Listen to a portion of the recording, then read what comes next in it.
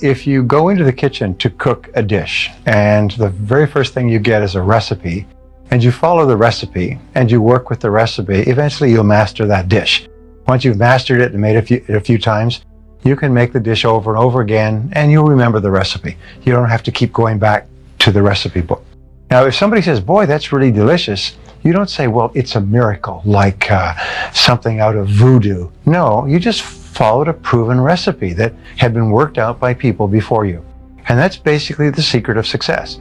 If you want to be successful in starting a business, then you study what people have learned, and everything that people have learned they've written down or shared in seminars or put onto audio programs is I learned this from a very wise man named Kopmeyer, who spent more than 50 years studying success. And he had developed more than 1,000 success principles that he had derived out of something like 6,000 books. And when I met him, I asked him the question you would ask. Of all these 1,000 principles, because I'd studied it all, which is the most important principle of all? And he said, Brian, he said, it's simple. He said, use proven success methods. He said, learn from the experts. He said, Brian, you'll never live long enough to learn it all for yourself. So what I find is that successful people are those who learn from others who've gone before them. Unsuccessful people try to make it all up, like a cook going into the kitchen, taking ingredients out of the cupboards, throwing them all in a bowl, and wondering why it doesn't taste good. This is why people's sales careers, why 80% of salespeople are functioning well below their potential. Only 20% make all the money. Why 20% of businesses in any industry make all the profits. Why 20% of the professionals in any service make 80% of the money, and so on. It's because they follow proven success principles, proven recipes, proven formulas, proven combinations, and they just do them over and over again until they master them. Then they can do more and more of them, faster and faster, easier and easier, at a higher level of quality. And all that translates into greater results. We are where we are and what we are because of the choices and decisions that we have made in the past. Choices and decisions with regard to the jobs we take, the people we work with, the people we marry, live with, socialize, the investments we've made, the uses of our time, and so on. We are where we are and what we are because of our choices and decisions. So the starting point of changing our life is to make new choices and decisions, which requires that we stop making old choices and decisions that are not helping us. In other words, to get into something new, you've got to get out of something old. To start associating with positive people, you've got to stop associating with people who are not helping you. And in many cases, people realize they're going to have to break off old friendships, break out of relationships.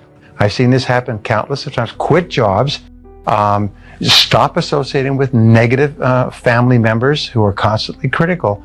You're going to have to reorient yourself to more positive people.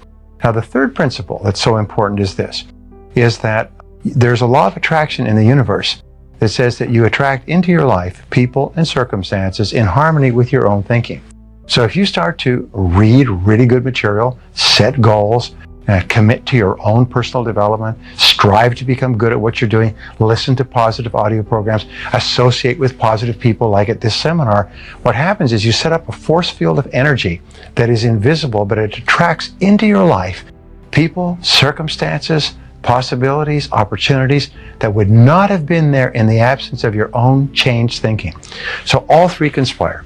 Stop making bad decisions, start making good decisions, start associating with people who encourage you, are in harmony with what you think, and then trust to this law of attraction to bring the right people into your life. Dr. Shirley Blotnick's study of self-made millionaires, 83 out of 1,500 people became self-made millionaires over 20 years. He found that the one quality that they all had in common was that they picked work that they loved, they specialized in that work, they became very good in it, and they eventually became paid very well for it, and then they held on to the money. I throw that last one in because I know a lot of you can relate to that. They held on to the money. They didn't gamble or speculate. They were very conservative with their money. They got paid more and more, and they held on to it. One of them started off cleaning toilets on the night shift for an airline, and today he's the president of the airline and makes $1,950,000 a year. Now, he's been with the airline for 35 years, but it's not difficult to become a millionaire when you're making $1,950,000 a year. Even with taxes, you can still do pretty well. He found that the quality that separated these people from the ones who struggled for 20 years and weren't much further ahead than when they started was that they became totally absorbed in their work, totally committed to their work. They lost themselves in their work, and when they lifted up their head about the age of 43, 44, their accountant told them, by the way, you're worth over $1 million now. Did you know that? Most of them became wealthy without even knowing it. And so it's important that you find the work that you can commit yourself to. It's important that you find the relationship you can commit yourself to. And if you are an employer and you have people working for you who are not committed to their work, these people are like rotten apples in a barrel. I have found that people who are not committed to their jobs are people who will always cause trouble within an organization. And the people who are committed, you don't have to be the most talented, and you don't have to be the best looking, you don't have to be the best educated, but if you're committed to your work, you'll do more than all the people with all of those blessings. So commitment is important. Helen Keller said this beautifully. She said, life is either a daring adventure or nothing at all. That the tendency, she said in the earlier parts of this statement, she said the tendency to seek security is the low road to failure. That courage is absolutely essential. And one of the things that I used to think that if you were really courageous, eventually you got to the point where you weren't afraid. I'm going to tell you something, that if you're not a little bit afraid, at least 3 or 4 nights a week, you're not trying hard enough. If you're not falling on your face over and over again, if you're not trembling when you go to sleep with your heart pounding, then what is happening is you're not trying hard enough. You're living too far within your potential. That all really successful people live on the outside edge of what they're capable of. And it's always a little bit scary on the outside edge because we all have feelings of uncertainty. We all have fears. We all have doubts that hold us back. But the brave person is simply the person who moves forward and keeps taking the chance. And you cannot imagine a successful person without courage.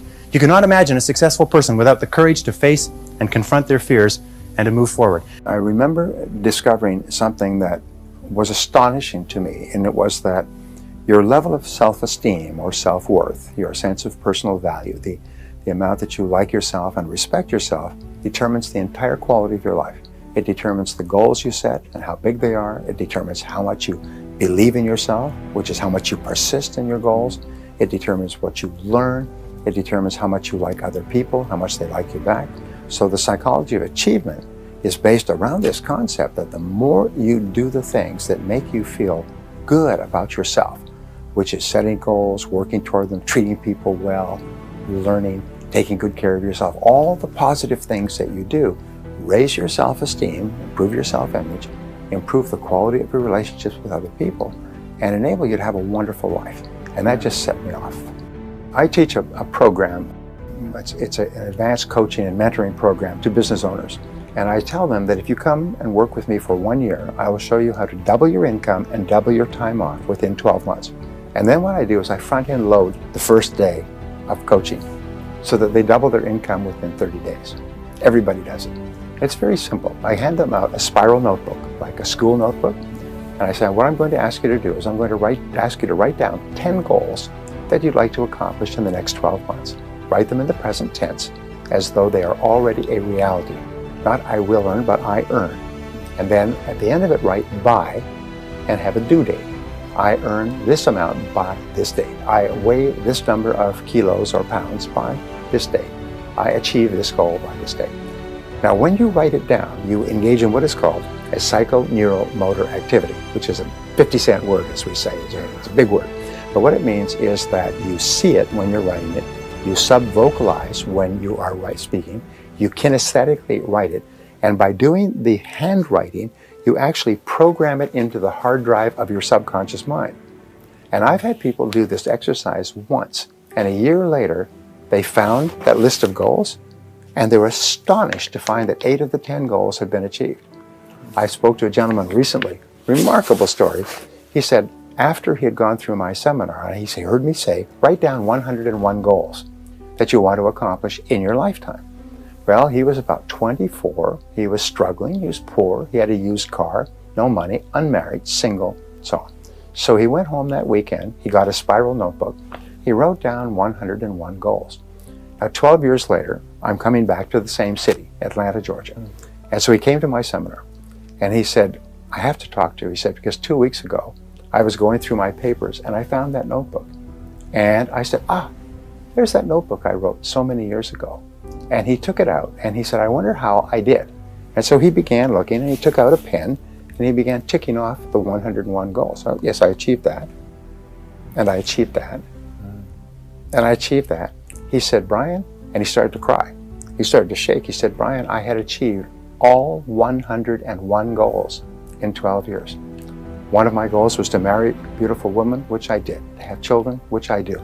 To start my own business, which I did. To become a millionaire, which I am.